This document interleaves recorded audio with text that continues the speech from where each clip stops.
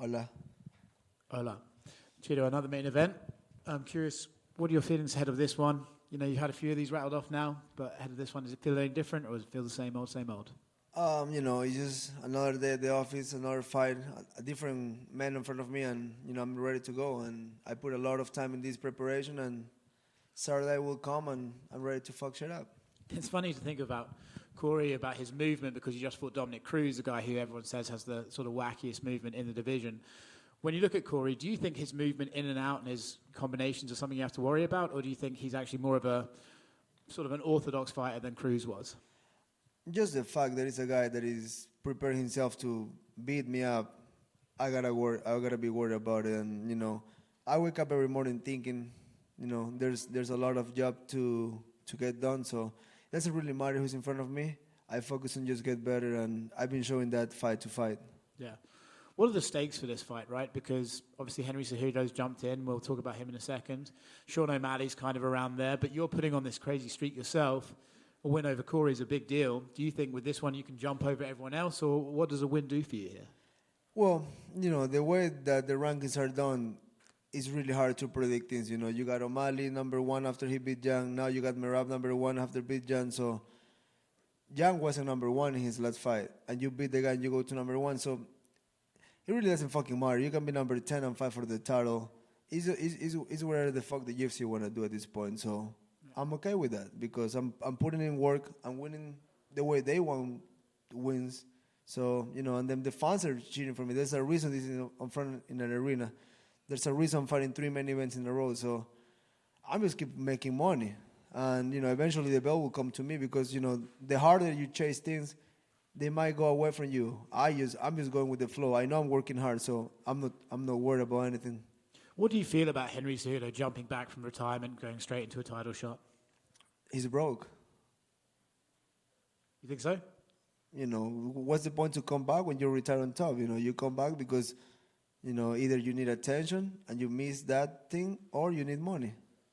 You don't think Henry maybe missed a bit of attention?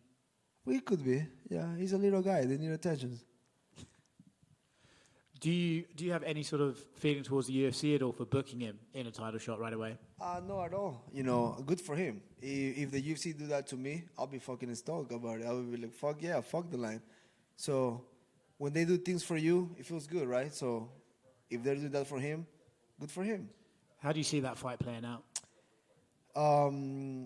If you see it from the outside, Cejudo definitely got better striking. He got a better base, move well in the feet. Both have wrestling pedigree, right? Both are great wrestlers. If Cejudo can stay in the stand-up and piece him up, you can see him losing the way he lost in the past, like Brian Caraway or guys like Asunsaro, that they just, stop the takedown and let him know, I'm here to fight. Cejudo can definitely do that. But also he's been away for a long time. Who knows how he come back? Is he healthy? He's going to make the weight properly. So there's a lot of things that matters. He's already talking about moving up. That's already probably building an excuse in the back of his head. Things are going his way. The weight cut is too hard, whatever. Who knows? I don't give a fuck, really. I saw a quote from you earlier today that you're not even planning an after party, right? All your focus is on this fight and this man in front of you. I have zero plans before I fight on Saturday night. There's no a meal I'm thinking about it. There's no a drink I'm thinking about it. There's nothing I want to get after the fight. My life, it's pretty much stop until the moment before the fight. Then going there, basically fighting for my life, for my future, for my family, and then we'll figure it out later. Is that always the way you approach a fight, or is this one special?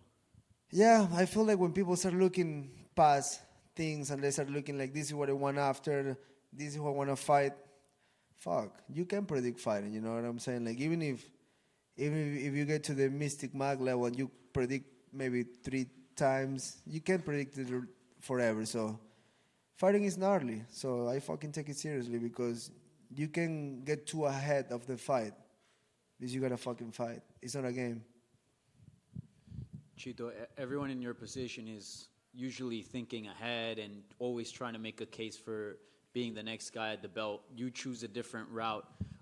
Why is that? Is it just that, just not to spend any energy? Is it because the sport is unpredictable? Why do you choose to have a different approach to the fight game than other contenders? I just feel is the way I am. You know, I feel like why put so much energy on things that are not in front of you?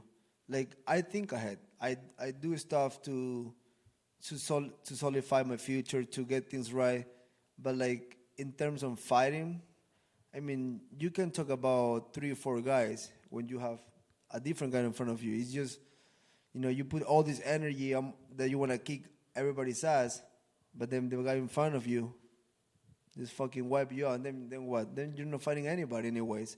So might as well put all your energy there and fuck it, roll the dice, see what happens. Yeah, for sure. And Merab recently fought, and a lot of people after the fight were going crazy over his cardio, saying he's got the best cardio, you know, in the division. You obviously, I think, have a claim to that. We've rarely seen you tired. You know, you go 5 rounds, no problem. Do you feel like you have a sort of a stake in that claim? Not at all.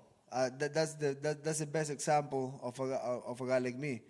Everybody's giving him props of you got the best cardio, the best pressure. Everybody's like really excited about it.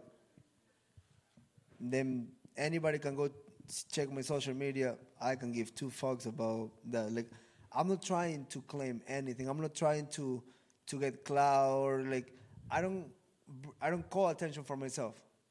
That just comes along. Why? Fuck, I might be cool. It just come to me.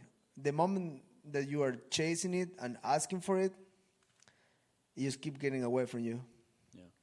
And I know that you are focused on the present, but the goal, might be a very simple and dumb question, but the goal is the belt, right? Like you want to be champion. That's everything. That's everything to me. And, you know, get the belt, bring it back to Ecuador, and eventually one day defend my belt in Ecuador. Why not? I'm not. When I think about being in the present and talk about the fight ahead of me, the reason I think like that is because I want to be a world champion.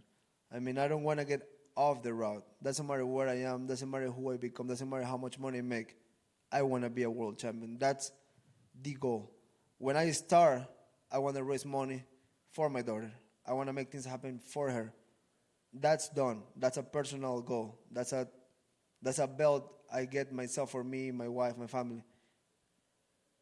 Now is coming the actual goals, which now I can look forward to those things and I just accomplish them. If I put something on my mind, only dying will not make me reach it. But besides that, I'm on it. Yeah.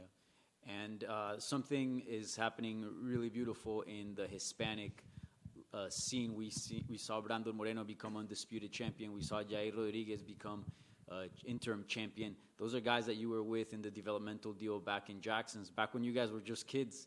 What was that like, seeing, you know, these guys that you've known for years, you know, come from nothing before they weren't even in the UFC, and now they're champions? It's a huge motivation. I think Brandon got the belt right before my David Grant fight, and for the first time, and I was, you know, it just made me happy to see like it's reachable. Guys like I know get there. Now Jair, that I know him a little more. I was a little closer to him. Get the interim belt too, which a belt is a belt. He's a champion right now. You know, to me, those things are, see people succeeding makes me want to even succeed even more. Maybe when I take it more seriously, keep getting better because it's right there. Like you are right there. Might as well keep going. Yeah. I know you're not Mexican, you're from Ecuador, but would you like to be in this calendar year 2023, be part of that wave of Hispanic MMA, 100%. challenge for the belt this year? 100%. That it's still Latin American, it's still like a Spanish-speaking country, so I wanna become a world champion and join them in that list because that's making history that will be forever in the history books. Whoever gets that belt. Yeah, for sure. Thank you. Thank you. Hi, Chito over here. Talking to MiddleEasy.com, Sandhagen believes the only advantage you have over him is your power. While you're looking to prove that you're better than him everywhere, what is one advantage that you would give to him? I don't really see it like that. You know, if he starts looking like I got more power, but he's better everywhere, that's just an opinion, right? To me, I just want to win the fight. Period. I don't get too, analytic with shit like that because it's a fight. It doesn't matter. You can have a list of things, but when you get in there, you got to fight. So that's what I'm ready for. Are you a bit disappointed that you're fighting in Texas, given that, they're kind of strict when it comes to THC and all of that stuff? I'm a professional. They told me stop smoking, I stop smoking. That's probably the best thing I can tell to people. You can call it a drug, but I'm not a fucking addict. I stopped smoking a month away, and I smoke good shit, so that means we're good. After the fight, we go back to it. Awesome. And what are some of your biggest goals for 2023? Fight for the belt. Awesome. Thank you. Thank you. Hola, Chito. ¿Qué tal? ¿Cómo estás?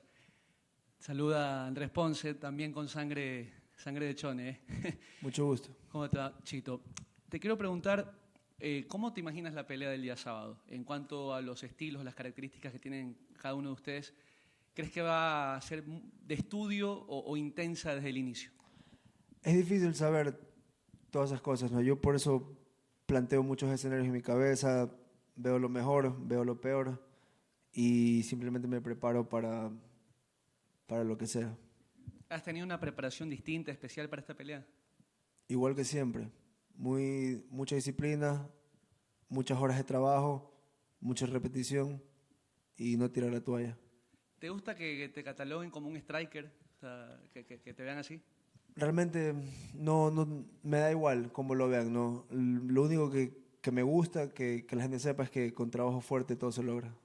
Y por último, Chito, justamente para la gente, ¿qué sientes desde lo emotivo que cada pelea tuya en Ecuador sea vista por todo mundo, que casi que sea un partido de Ecuador en el Mundial, que la gente realmente te mande tanta buena vibra, buenos mensajes y que este sábado van a estar pendientes de ti? No sé si les quieras mandar un mensajito. Es algo increíble para mí. Yo realmente el apoyo lo siento, la apreciación del público es algo que me motiva a seguir adelante, que me motiva a hacerle saber a la gente que con trabajo se puede, con constancia se puede y que el sí se puede es un hecho. Si tú pones todo de ti en tu corazón y a la gente que me apoya, pues el amor es también de vuelta para ellos porque lo aprecio mucho. Marlon, you guys, you were set to fight in Vegas about 4 to 5 weeks ago. Obviously, you moved here. Did that interrupt any training or anything, or?